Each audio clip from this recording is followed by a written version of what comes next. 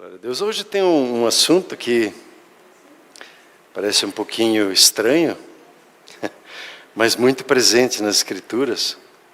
Ontem, falando sobre o reino de Deus, assim, com 6 horas eu só consegui dar a introdução no assunto. E eu fico impactado o quanto que a gente precisa aprender do reino de Deus. A gente está muito mais acostumado com o império das trevas do que com o reino de Deus. E precisa ser aprendido, não adianta, a gente tem que sair da ignorância e conhecer, né? Para quem e por quem nós fomos resgatados. E esse tempo foi muito precioso ali. E mais uma vez a prioridade que é dada por Deus para nós, ela ficou despontando, né? E diz assim, a primeira coisa que eu preciso buscar, e antes de tudo, antes de qualquer pensamento, sentimento, antes de qualquer ação, eu preciso buscar em primeiro lugar o reino de Deus. E a sua justiça. E as demais coisas, tudo que a gente precisa para a vida, elas são acrescentadas quando o primeiro é primeiro. E foi muito interessante, né? E nesses dias eu tenho pensado, aqui nesse contexto de reino de Deus e justiça, tenho meditado sobre a justiça de Deus. E também percebo que nós precisamos aí ter uma escola para ir atrás de aprender sobre isso. Muitas vezes nós achamos que o reino de Deus é um reino que vale tudo, é tudo espontâneo, e de repente você percebe que no reino de Deus ele tem as suas leis.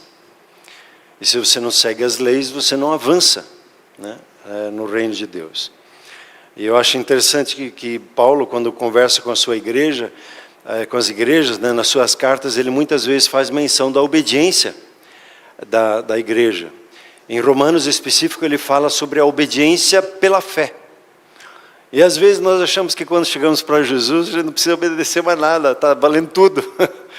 E até o ensino sobre a graça de Deus que veio sobre a igreja nos últimos anos levou a extremos que vale tudo, né? A graça está aí, e se a gente falhar já tem o perdão. Então entrou num vale tudo na igreja, e a gente olha ao nosso redor na igreja, às vezes se assusta, porque a internet mostra as coisas boas, mas também mostra algumas coisas assustadoras em relação ao evangelho, ao ensino da palavra de Deus. E nesse ano do ouvir e obedecer, a pergunta às vezes fica assim, o que então eu devia de obedecer? Quais são as questões que eu preciso entender? E existem algumas perguntas que eu fui colocando aqui para mim, para buscar uma introdução. Por que eu preciso obedecer no reino de Deus? Em Cristo Jesus posso fazer o que eu quiser? O livre-arbítrio não me liberou da obediência. Eu tenho agora a decisão, eu faço o que eu quero, como quero, eu sinto. O Espírito Santo, ele não tem nenhuma lei, é meio tudo só espontâneo. O Espírito mandou e eu fiz. Mas, e se eu preciso obedecer, a quem? Ou ao que eu preciso obedecer? Uma pergunta, a graça não acabou com a lei? Eu queria ver com você 2 textos, e o segundo eu queria tomar mais tempo para ele. 2 textos que às vezes são citados. Um texto que é citado, esse texto aqui do Evangelho de João, capítulo 1, ele diz assim, porque a lei ela foi dada por intermédio de Moisés. A graça e a verdade vieram por meio de Jesus. Muitas vezes é considerado assim, e você já viu aqui, alguns chegam ao extremo de dizer, ok, isso aqui é do Antigo Testamento, isso já não vale mais para nós, né? E os evangelhos também é Antigo Testamento, também não vale, e não vale mais para nós. E até esses dias escutei assim, alguns dizendo que os discípulos de Jesus não deram conta, então Jesus teve que chamar Paulo, e o Paulo que é o cara, então as cartas dele que valem. Onde ficou isso aqui só na Bíblia?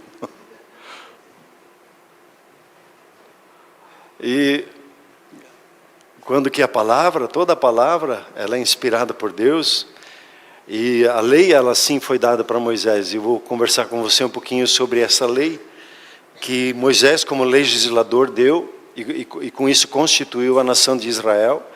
e estabeleceu as bases para a manifestação do reino. E Jesus, ele trouxe a graça. O que é a graça de Deus? Ela lhe capacita a obedecer a Deus, o que a lei não conseguia fazer. Se você lê lá Romanos 7, a lei não te capacita, ela não te habilita, mas Jesus veio te habilitar, capacitar. A graça não é um vale-tudo, a graça é uma habilitação da parte de Deus na sua vida. E Jesus, com Jesus veio a verdade. O que é a verdade? A verdade é a compreensão correta da lei. É, como eu vou conversar com você, o preceito. O que Deus tinha em mente quando Ele falou e Ele estabeleceu as leis. Então Jesus, ele trouxe a capacitação e a compreensão correta da lei. E aí eu queria ler com você outro texto, de Romanos capítulo 8. É um capítulo que eu gosto muito de me reportar e buscar e me consolidar na minha caminhada. E diz assim, Romanos 8, do 1 eu vou só até o 6. Agora, pois, já nenhuma condenação há para que estão em Cristo Jesus. Para dar uma glória a Deus por isso. Não tem mais condenação sobre a sua vida. A lei, ela trazia condenação. Agora, em Cristo Jesus, essa condenação acabou. Por quê? Porque a lei do Espírito da vida em Cristo Jesus te livrou da lei do pecado e da morte. Agora, ele especifica, né, o tipo da lei, do pecado e da morte. E ele diz, tem uma outra lei aqui, a lei do Espírito da vida. Opa, então o Espírito Santo, ele tem leis? Tem.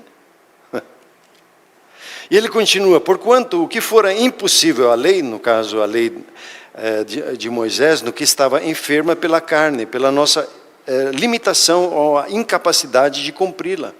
E isso fez Deus agora, enviando o seu próprio Filho, em semelhança de carne, como a nossa fraqueza, na carne pecaminosa e no tocante ao pecado. E com efeito, ele condenou Deus na carne o pecado. Então Jesus teve que morrer porque ele foi condenado por causa do pecado que ele assumiu, meu e seu. Isso é uma lei espiritual que Deus estabeleceu. E quando Jesus então paga o preço do pecado, agora nós temos, é estendido sobre nós o favor dele, a graça dele, para que agora a gente possa viver a vontade dele. Aí vem o versículo 4. Ele fez isso a fim de quê? Quando ele diz a fim de quê, ele fala qual é o propósito. Que o preceito da lei se cumprisse em nós. O que é preceito? A fim de que o preceito da lei se cumprisse em nós, que não andamos segundo a carne, mas segundo o Espírito. Porque os que se inclinam para a carne, ficam pensando das coisas da carne. Os que se inclinam para o Espírito, ficam pensando das coisas do Espírito. Porque o pendor da carne dá para a morte, mas do Espírito para a vida e paz. Muito bem. Preste bem atenção, para não sair por aí falando coisas que eu não falei, tá bem? É um ponto sensível na igreja, principalmente quem gosta da teologia. Eu queria definir algumas palavras aqui para que a gente entendesse, e sempre é importante, não sei, na sua caminhada, quando você aprende alguma coisa, aprender a definir as palavras. Porque o que você entende, o outro entende, precisa definir as palavras. O que é um preceito? Você encontra essa palavra muitas vezes nas Escrituras, você lê preceito, preceito, preceito, mas eu não parei para pensar, essa vez agora eu parei para pensar, porque alguém me chamou a atenção do preceito. Ela é uma conjugação de duas palavras, vem a palavra pré e ceito. A palavra ceito não é mais comum entre nós, significa pensamento. E a pré é o que vem antes, então é o pensamento que vem antes. Para resumir, é o pensamento original. É o que Deus tinha em mente quando Ele fez o ser humano. O que Deus tinha em mente quando te fez. Tá bem? Então, o que Deus tinha em mente ao criar o ser humano. Princípio é muito parecido, a palavra princípio é a elaboração da ideia original. Quer dizer, É o primeiro pensamento elaborado, que eu pego, o princípio é primeiro, né, vem da palavra primeiro, que em príncipes é o primeiro na sequência. O princípio é, então, o início de elaborar o preceito.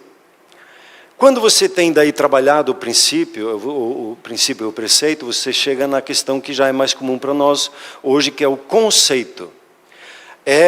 Já é agora a explicação do pensamento. Por exemplo, Deus, Ele tem em mente para a sua vida, o pensamento dele é o shalom dele. Você viva na paz. Você foi gerado da parte de Deus para viver num ambiente de paz. Por isso que a ansiedade nos adoece. Quando fica ansioso, a ansiedade começa a adoecer a alma e depois adoece também o corpo. Deus, então, o pensamento original dele é que você tenha shalom, que você viva na paz. E aí ele diz isso lá com o profeta, ele diz: eu é que sei que pensamentos que eu tenho a vosso respeito são pensamentos de paz, para dar para vocês o fim que vocês desejam. Aí você tem o princípio já estabelecido. Agora, quando você vai estudar a palavra shalom, aí você vai começar a elaborar o pensamento. O que é o shalom? É uma harmonia de vida. Você tem harmonia com Deus, você tem harmonia consigo, você tem harmonia com o meio ambiente, você tem harmonia de vida com as outras pessoas, você vive num ambiente de paz e de descanso. E você e eu, nós fomos projetados para isso. Aí quando você pega a palavra shalom e você vai querer traduzir o conceito, você vai encontrar 24 palavras por aí que tentam explicar. É bem-estar, é saúde, é tranquilidade, é sossego, é paz. E você busca explicar então a harmonia da vida que é o shalom. Aí você tem a lei. E você elabora a lei. Então você tem o conceito paz. O que é necessário para que eu tenha paz? Então, vamos analisar e pensar sobre isso, e vamos ver, você elabora a lei para ter a paz de Deus, que excede todo entendimento, que guarda a sua mente e seu coração. Qual é que é um princípio básico, uma lei básica que a gente tem nas Escrituras? Para que a paz de Deus guarde a sua mente e guarde o seu coração. Filipenses. Não andeis ansiosos por nada, mas em tudo fazei conhecidas as vossas petições, as vossas necessidades, com ações de graças perante Deus. Você apresenta, você entrega para Deus, você confia nele, você se rende a ele, você não busca em você e nem em outras pessoas, mas no próprio Deus, se descansar. E a paz de Deus guarda a sua mente e coração. Aí você estabelece os passos. Quais são os passos para ter a paz? Você vai para a presença de Deus. Você apresenta para Ele o que te incomoda. Ah, mas Deus se interessa com a minha chateação? Interessa sim, porque o preceito dele é que você tenha paz. Então, o primeiro pensamento, a ideia original dele é essa. E o interessante é que sempre que se estabelecem leis, você tem as consequências estabelecidas. Quando você obedece uma lei, o que acontece? Você é abençoado, você tem paz com Deus. Quando você eu vou andar na ansiedade, o que acontece? Fica doente. É a consequência. As leis têm essas características. Se estabelece a lei e tem as consequências estabelecidas de bênção e de maldição. O que é um decreto? Um decreto é quando você anuncia e você estabelece a lei e anuncia ela como verdadeira. A nossa linguagem talvez mais presente, nós fizemos a Constituição brasileira, ela é a lei que rege a nação brasileira, e ela foi o quê? Foi promulgada, foi declarada, essa agora é a lei. Então isso é um decreto, foi promulgada. Quando nós anunciamos o reino de Deus, nós estabelecemos um decreto. O reino de Deus está aqui. E definimos o reino espiritual ao nosso redor. Então você estabelece a lei e anuncia ela como verdade, se faz um pronunciamento, faz uma cerimônia, né? É feito um decreto. Agora, o que é o mandamento? Tem as leis e os mandamentos. O que são os mandamentos? O mandamento é quando você descreve como deve ser obedecida a lei. Eu estava tentando aqui lembrar como é que é o nome para isso, né? O mandamento é a aplicação da lei. Então você tem uma lei. Como é que se diz quando ela é aplicada? Ela é definida, ou como é que ela vai ser obedecida? Cadê os juristas para me ajudar aí? O parlamento faz a lei, depois ela tem que ser descrita como é que ela vai ser obedecida. Né? Oi? Não é executado, mas tem uma palavra para isso. Qualquer hora vem essa palavra. Então, é a aplicação da lei. Quando Jesus diz assim, um novo mandamento vos dou, que vos ameis uns aos outros como eu vos amei. Então, ele pega a lei de Deus e ele renova o entendimento e renova o padrão. E diz, o mandamento seguinte, o padrão sou eu. Como eu amo você, você ama o seu próximo. Aí ficou fácil, né? Ou não? Aí ficou desafiador. Obedeci como Deus me ama, agora eu para fazer assim com os meus inimigos. Aí dá um tilt na gente. E o que é uma tradição? A tradição, o que acontece? São costumes provenientes da obediência aos mandamentos. E a tradição ela é muito perigosa. Porque Jesus disse assim, vocês anulam o preceito de Deus com as suas tradições. E a tradição tem essa força. E aí sempre tem um mover de voltar para os preceitos, para os princípios, para o primórdio daquilo que Deus quer dizer. Mas por que a lei então é tão importante? Definir aí para vocês 7 palavras, pelo menos dar uma noção, né? A importância da lei. Por que é tão importante, num domingo ensolarado, bonito como esse, sentar aqui como igreja e pensar sobre a lei? É muito simples. Uma nação, ela é tão forte quanto as suas leis e a observância delas. Um dia que você conseguir assistir uns vídeos, talvez deve ter no YouTube, chamados vídeos de transformação. Tem uma nação lá na América Central, eles tiveram uma experiência de avivamento. As cadeias ficaram vazias. Porque o pessoal não tinha mais delito. O que os policiais fizeram? Então tinha as polícias, tinha que pagar a polícia. Então põe as polícias para cantar. Fizeram um coral dos policiais. A vida ficou muito mais barata. Porque você não precisava colocar mais grade na porta, porque o avivamento chegou.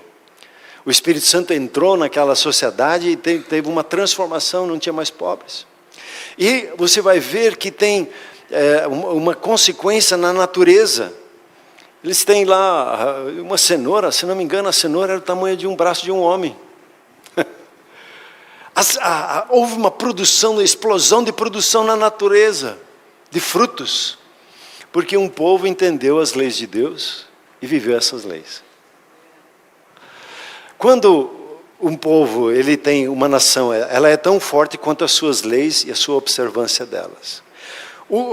De outra forma, dizendo, o sucesso na vida profissional, na vida familiar, em qualquer área, depende de quão bem nós conhecemos as leis que nós temos. Um profissional que quer ser bem-sucedido no trânsito, o que ele precisa fazer para ser bem-sucedido no trânsito? Seguir as leis. Se ele não obedece às leis, o que acontece? Ou ele machuca alguém outro, ou ele leva uma multa, ou ele perde a carteira, ou ele vive bem. Quando ele obedece às leis do trânsito, ele é bem-sucedido. Da mesma forma, você quer ser bem-sucedido nos negócios, siga as leis que regem os negócios. Existem leis estabelecidas que regem os negócios. Quer ser bem-sucedido no casamento, aprenda as leis de um bom relacionamento, de um relacionamento saudável, para construir um relacionamento forte e saudável. Quer ter uma família bem-sucedida, uma família cheia do favor de Deus, estude as leis que regem a convivência familiar. E você vai ver que elas são muito simples de serem seguidas. E o Espírito Santo lhe capacita a seguir todas elas, em todos os momentos, para que você tenha a paz de Deus na sua vida e não viva ansioso, preocupado com isso e com aquilo. Então, quanto melhor você conhece as leis e as aplica no sentido de praticar todo dia, mais bem-sucedido você é. Até aqui eu estou tentando, vocês estão me olhando assim, meio desconfiado. Será que é assim? Veja, teste, veja nas Escrituras se é assim. Você vai encontrar nas Escrituras 4 tipos de leis que fazem parte do reino de Deus. Quando Deus estabeleceu a terra, Ele estabeleceu a terra para que os céus viessem para a terra, e não que a terra fosse para o céu.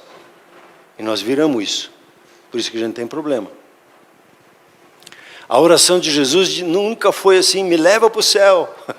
Não, não, mantém eles aqui, e venha o teu reino, e faça-se a sua vontade, assim como ela é feita nos céus, ela é feita na terra. Nós somos feitos para exercer o governo de Deus sobre a face da terra. E para isso Ele estabeleceu leis, que todos nós convivemos no nosso dia a dia. A primeira lei é a lei natural, é a lei da natureza, a lei da criação. E ao criar o mundo, lá em Gênesis 1 e 2, nós gastamos 3 horas só para falar esses 2 capítulos, e só arranhamos um pouquinho, né?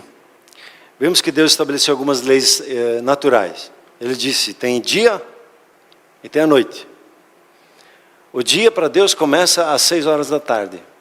Para ser bem sucedido, a primeira coisa que nós precisamos fazer é entrar no descanso, ser ministrados por Deus durante a noite, e acordarmos, depois de sermos, durante toda a noite, sermos ensinados pelo Senhor, entrarmos no dia e executarmos o que nos é dado no dia. A gente chega no final do dia, às 6 horas da tarde, avalia o dia, como é que foi o dia, o que foi bom, o que não foi bom, a gente entrega o fruto de tudo, o que deu certo, o que não deu certo para Deus, e a gente entra no descanso de novo, afirma quem Deus é na nossa vida, e proclama a vontade dEle, abre o nosso coração para sermos ministrados durante a noite, e nós dormimos uma noite toda, e aos seus Ele dá enquanto dormem, e é ministrado, você acorda pela manhã, revigorado, porque o favor de Deus é com a sua vida, dia e noite é o sistema que Deus estabeleceu.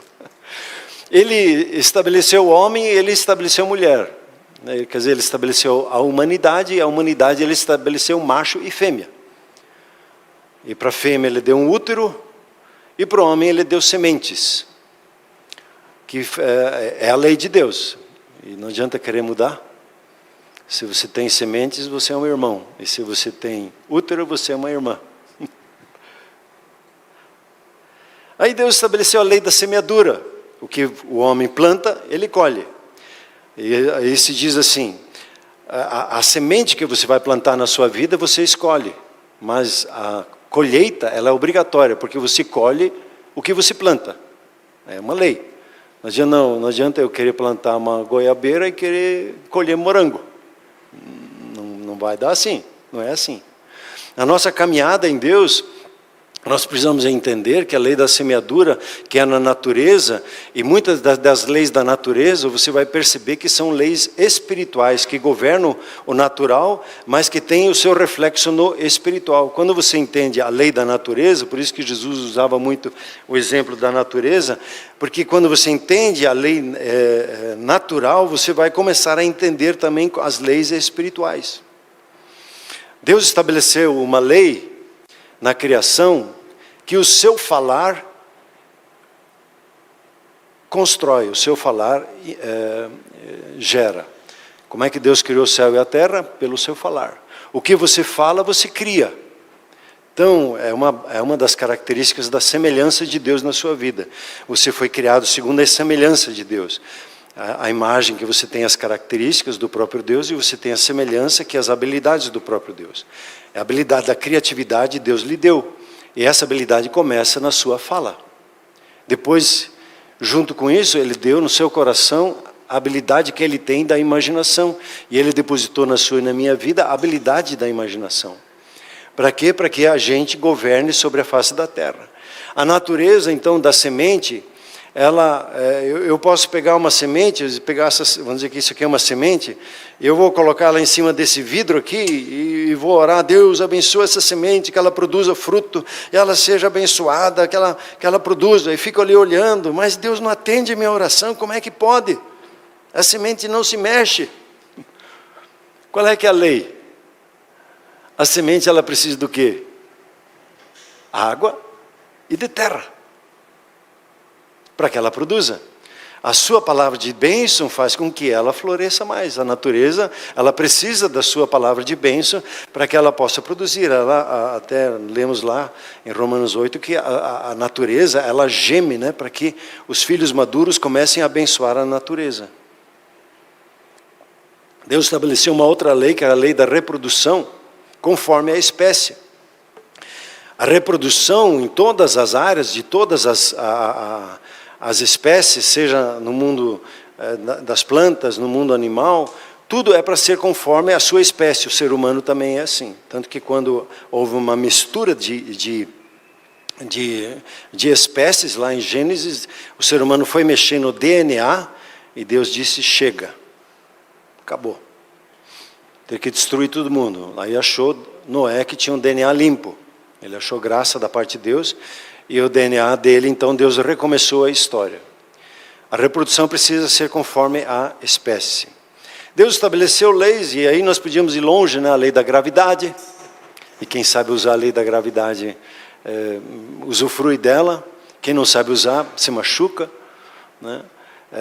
Às vezes a gente quer sair voando, né? A gente não conhece a lei da aerodinâmica. E a gente até consegue voar, só que não consegue aterrissar certo, né? E tem a lei da gravidade, a lei da aerodinâmica, tem a lei que define a geração de filhos. Ele, em todo esse processo que ele construiu as leis da natureza, ele deu um mandamento. E o mandamento foi, você pode comer tudo, tudo é seu. Dessa uma árvore do conhecimento do bem e do mal, você não come. Era um mandamento só, em tudo. E esse mandamento não foi obedecido, e Deus já tinha colocado a cláusula, se você não obedecer, você vai morrer. E Eva vai primeiro, pega do fruto, ela se deixa envolver pelo humanismo e pelo racionalismo, porque ela viu que era gostoso, era prazeroso para ela, e ela queria ter entendimento na sua razão, e ela comeu. Agora a pergunta que a gente faz quando a gente estuda isso é, por que Adão comeu? Porque ela pegou e ela deu para Adão. Por quê? Por quê? Adão, vou perguntar para ele. Adão não queria perder a Eva, porque a Eva ia morrer e ele não. Por que Adão não orou por ela? E pediu misericórdia da parte de Deus? E livrou ela daquilo? Adão se omitiu. Ele pegou. E o que fazer quando o mandamento não é obedecido? Então, entra a segunda lei. A lei que resolve a desobediência, que é o ritual, a lei ritual. Então, aconteceu com Adão e Eva, Deus tem uma lei ritual, para que houvesse perdão, era necessário derramamento de sangue. O ser humano, ele quer resolver os seus problemas do seu jeito, né? Ele comeu da árvore, e aí ele viu que estava nu, os seus olhos espirituais fecharam, os seus olhos naturais abriram, e ele viu que estava nu, e ele foi querer se esconder com as coisas que ele pecou. É que nem uma pessoa, quando ela mente, ela quer esconder uma mentira contra mentira, daí ela percebe que não está dando certo, ela conta mais uma mentira, e assim é o ser humano. E Deus diz, não se resolve as coisas assim, se resolve do meu jeito. Daí Deus fez o primeiro sacrifício e cobriu Adão e Eva não com folhas, ele cobriu ele com a pele, né, do animal. E eles foram cobertos com o sangue. E aí o mandamento, a lei de Deus é a seguinte, sem derramamento de sangue não há perdão de pecados. É necessário. Por que o sangue? Porque no mundo espiritual o sangue, ele tem um valor muito alto, por isso que se vê por aí às vezes quando se é feito sacrifício de sangue para conseguir poder espiritual. Agora o mais precioso de todos os sangues, qual que foi que pagou toda a nossa questão? É o sangue de Jesus. Deus também estabeleceu na questão da árvore que o salário do pecado é a morte, é a separação de Deus, né? E o ser humano, ele não obedeceu a Deus, E Deus estabeleceu a lei ritual, precisava haver derramamento de sangue. Ele sacrificou então o animal e cobriu o ser humano. E o ser humano, ele precisava aceitar isso agora que Deus fez por ele. Para que houvesse perdão, era necessário pagar com sangue. Só que o sangue de animais não consegue cobrir o nosso pecado diante de Deus, a nossa ofensa diante de Deus. Não consegue resolver, só consegue cobrir por um tempo. Até que Deus se movimentasse e enviasse o seu Filho para resolver a questão. O sangue de animais não resolvia isso, para que houvesse um perdão pleno. E aí, quando você avança um pouquinho mais, para não entrar muito nos detalhes, você vem Moisés. E Moisés, ele agora está no momento com Israel que a nação vai ser estabelecida. E para que uma nação se estabeleça, você precisa estabelecer leis, que é a constituição dela.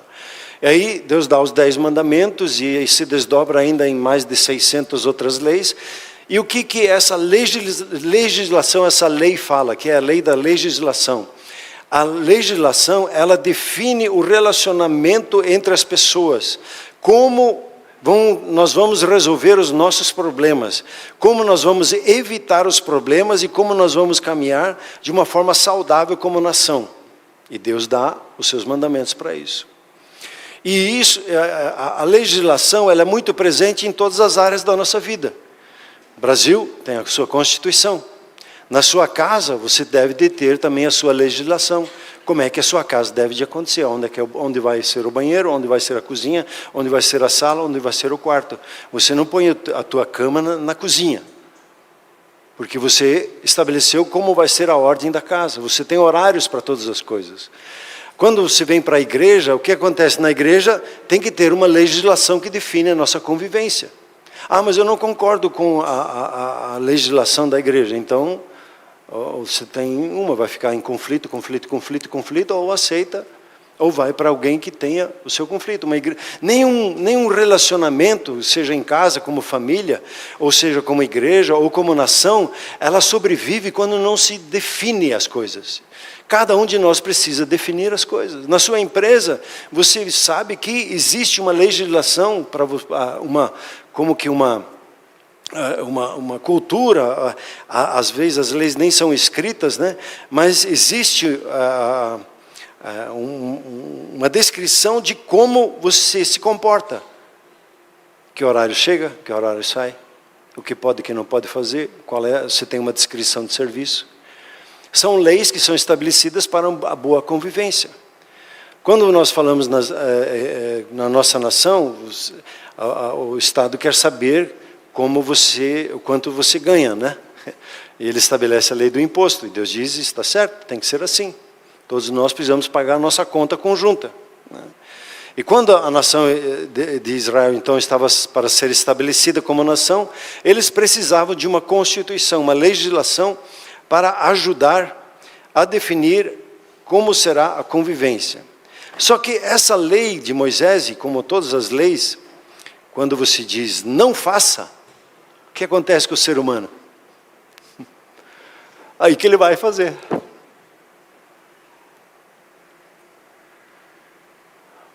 E a lei, ela não nos capacita a obedecê-la.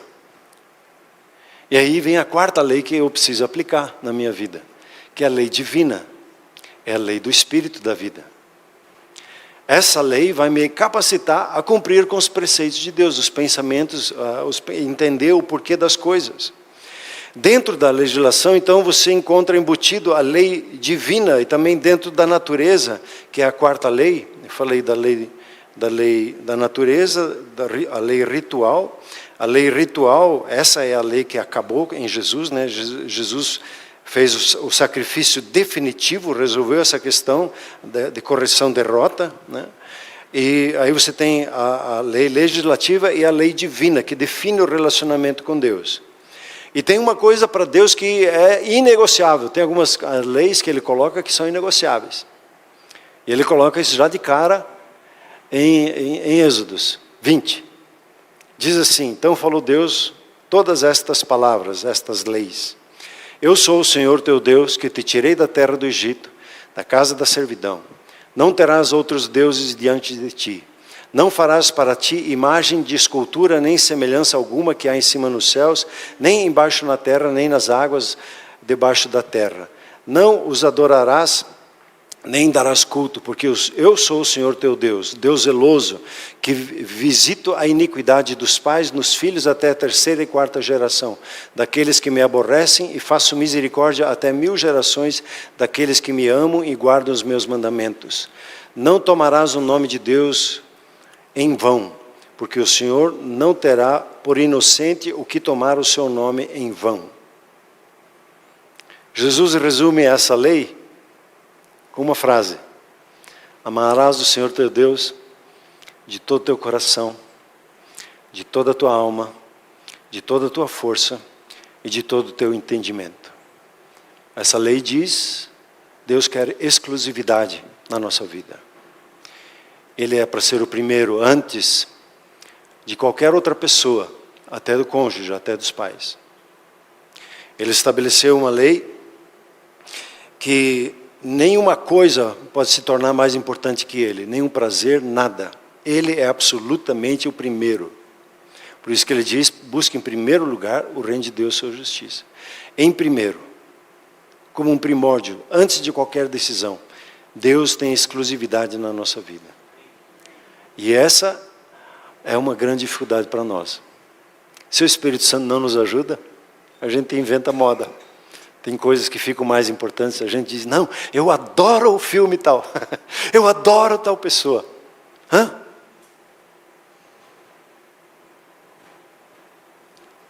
E Deus quer exclusividade. É a base de um relacionamento com Ele.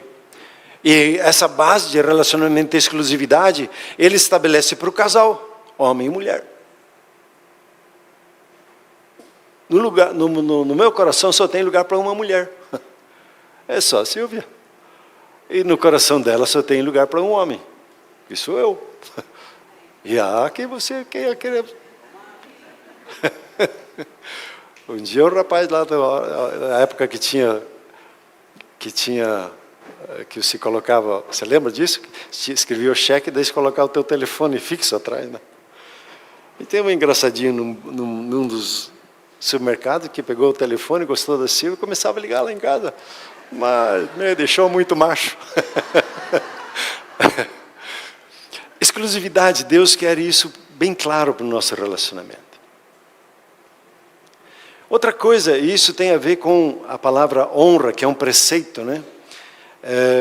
A honra, ela é a base para todos os relacionamentos. Por isso que os filhos, eles precisam aprender a honrar o pai e a mãe.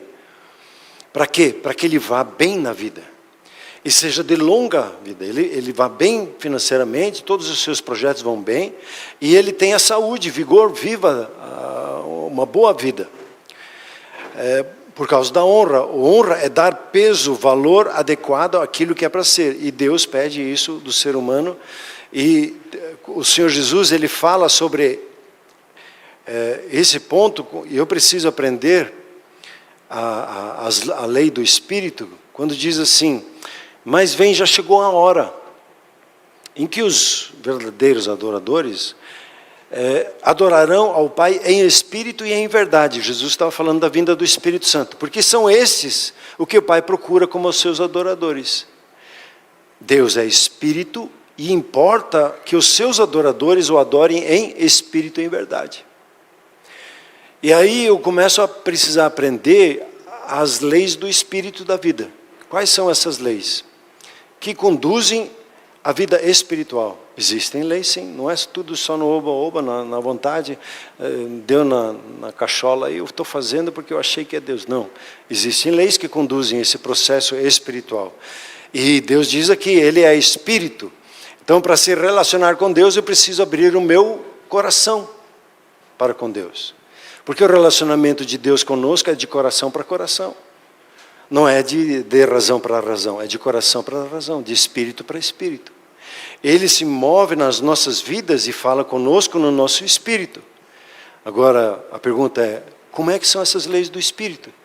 Como é que elas funcionam? Você sabe identificar o seu espírito quando ele se move? Você sabe diferenciar o espírito da alma e do seu corpo? Deus é espírito, ele diz, e importa que os seus adoradores o adorem em espírito e em verdade. A gente meio que padronizou assim, já virou tradição, né? Em espírito e em verdade é aquela música que chama no inglês o soaking, né? É música calma. A gente está lá assim, né? Em adoração, louvando a Deus, aí a gente está em espírito.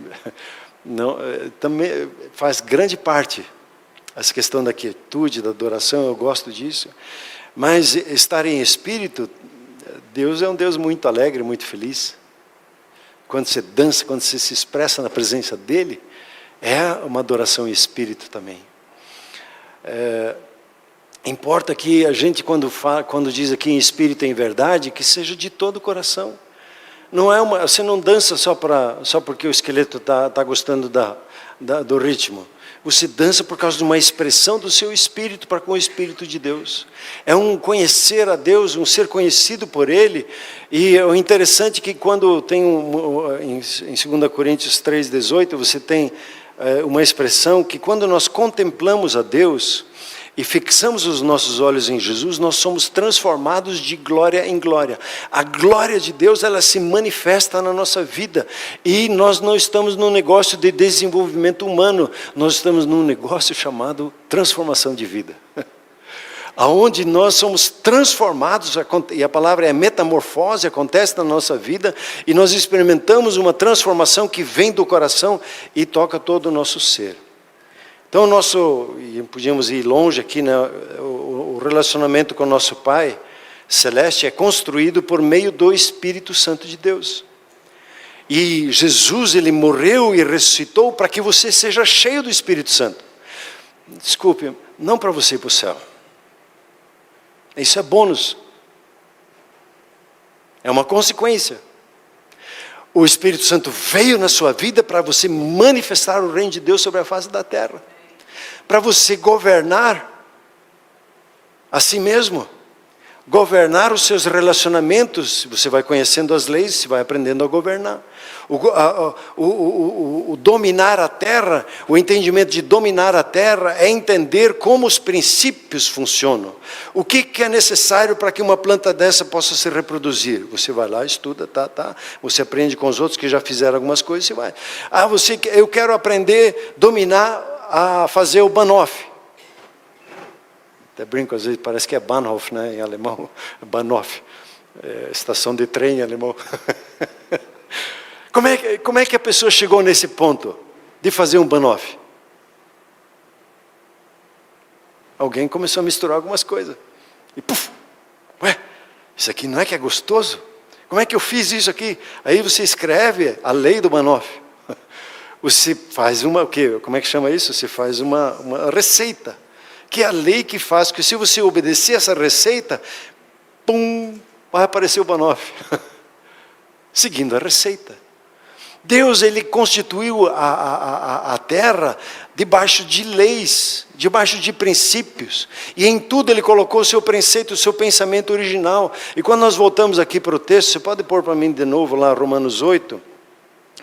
Você chega no versículo 4, a fim de que o preceito da lei, o que Deus tinha em mente com todas as leis, se cumprissem em quem? Em nós. Que não. Em nós quem? Que não andamos segundo na força do braço, segundo na força do nosso querer, mas nós seguimos a lei do Espírito. E como é que eu sigo a lei do Espírito? Nesse texto aqui ele diz um pouquinho adiante, no versículo 4, que eu já tenho enfatizado bastante aqui com você, né? O fim, aqui está o preceito da lei, que se cumprisse em nós. O versículo 5. Por quê? Os que se inclinam para a carne, cogitam das coisas da carne. Aqui você tem uma lei básica do Espírito. O cogitar aqui é ficar pensando. Quando você pensa nos seus prazeres, nos seus desejos, nos seus sonhos, a Bíblia chama isso de carne. Os seus impulsos, o que você quer. E o que o ser humano normalmente faz, ele fica cogitando isso, ele fica pensando sobre isso. E aí ele tem o resultado disso, que é colocado um pouquinho mais adiante, a morte, que é a separação de Deus. Ele não vive o que Deus tem preparado para ele. Quando ele se pega aqui agora a sequência, mas os que se inclinam, né, para o Espírito, eles cogitam das coisas do Espírito, eles ficam pensando das coisas do Espírito. Ficam meditando na palavra de Deus, meditando no reino de Deus, na sua justiça. Como Deus quer, como Deus pensa, o que Deus tem preparado, qual é o preceito dele, o pensamento básico dele sobre as coisas. E o Espírito Santo, ele vem em nossas vidas para quê? Para nos ensinar esses preceitos, ensinar o pensamento de Deus. Né? Obrigado. O pendor da carne dá para a morte, mas do Espírito para a vida e paz. Quando o pendor aqui, que ele diz ali no versículo 6, é a recompensa, né, da carne, de eu ficar cogitando com as coisas comigo mesmo. Eu vou me separando de Deus, eu vou morrendo. Vou morrer morrendo, como diz lá, Deus falou para Adão e Eva. Se comer, você vai morrer morrendo, você vai devagarzinho definhando. Agora, quando você chega a Deus e você cogita das coisas de Deus, o pendor, o resultado vai ser vida, que não é biológica uma vida, é a vida de Deus, é a vida zoe, é uma palavra específica. A vida do próprio Deus se manifesta na sua vida. E você tem a paz, o shalom dele sobre a sua vida. Concluindo, espero que não dê um nó na cabeça, mas que desatei alguns nós, lhe incentivando a você entender que as leis de Deus, elas são boas, elas são espirituais, elas são santas. Mas a lei pela lei não consegue te ajudar, ela só te mostra o caminho. Agora eu preciso chegar no começo das leis e dizer: Espírito Santo, por gentileza, eu vou cogitar as coisas do Espírito. E pedir para Ele que Ele me ensine como guardar aquilo que Deus tem preparado para a minha vida, para a minha família, e que me leva a uma vida bem-sucedida. O salmista, ele ora assim: a lei do Senhor, ela é perfeita, ela restaura a alma. O testemunho que Deus dá, Ele é fiel, e Ele dá sabedoria aos simples. Os preceitos do Senhor são retos e trazem alegria para o coração. O mandamento que Deus dá, ele é puro, ilumina os olhos, dá revelação, dá entendimento. O salmista, ele ora no Salmo 119, que ele várias vezes menciona os preceitos, ele diz assim: bendito és tu, Senhor, que me ensina os teus preceitos. Um pouquinho mais adiante ele diz: meditarei nos teus preceitos, as tuas veredas, os teus caminhos, terei respeito. Jesus, ele não veio para acabar com as leis, ele veio para mostrar como se cumpre as leis de Deus. Como um ser humano cheio do Espírito Santo cumpre com a vontade de Deus. E a dica simples que Jesus mostrou, que é o grande desafio, porque se você não mudar a engrenagem do pensamento, que Jesus diz: se arrependa, mude a maneira de pensar. Se você não mudar a maneira de pensar, você não vive o reino. Você vai recair nas coisas da carne, nos seus desejos pessoais.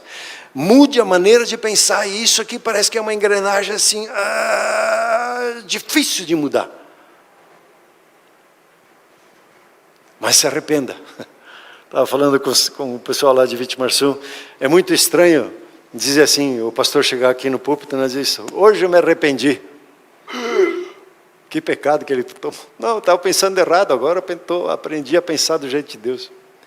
Eu estava pensando de um jeito, mas Deus me convenceu que é de outro jeito que Ele pensa. Eu me arrependi.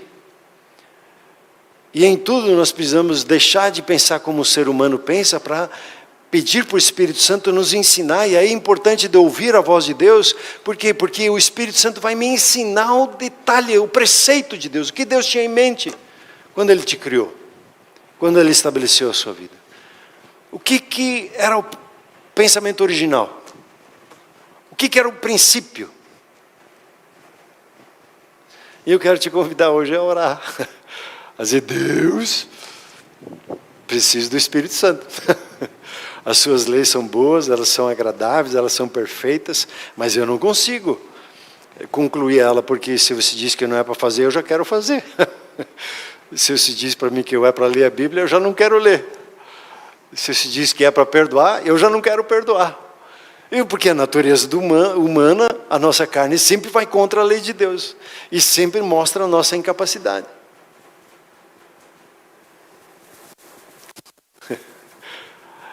Aí, peça para o Espírito Santo. Nós estamos no começo de ano, né? Eu estava vendo a dificuldade que tem para as crianças gostarem do estudo. E se a gente impõe como lei, ela vai dizer, não, não quero, não é gostoso. Qual é a sabedoria que Deus colocou do prazer do aprendizado? E se eu conseguir transmitir o prazer do aprendizado para uma criança, ela vai querer. Mas se eu imponho como lei, ela vai resistir. Mas se eu trabalho, o Espírito Santo me ensina como é o teu preceito, como é que eu trabalho isso. Eu quero conhecer os teus caminhos, os teus pensamentos.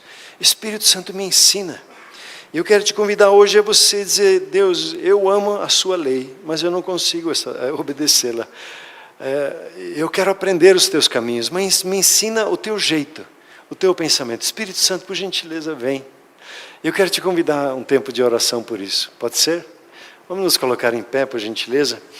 E você que gostaria de receber a oração ou deixar tudo de lado, vem aqui à frente para que nós possamos orar e possamos abençoar a sua vida, concordar com você. Isso é uma lei espiritual, que quando nós oramos, dois se unem num propósito, dois oram juntos, eles podem pedir qualquer coisa, né, da parte de Deus, que Deus concede.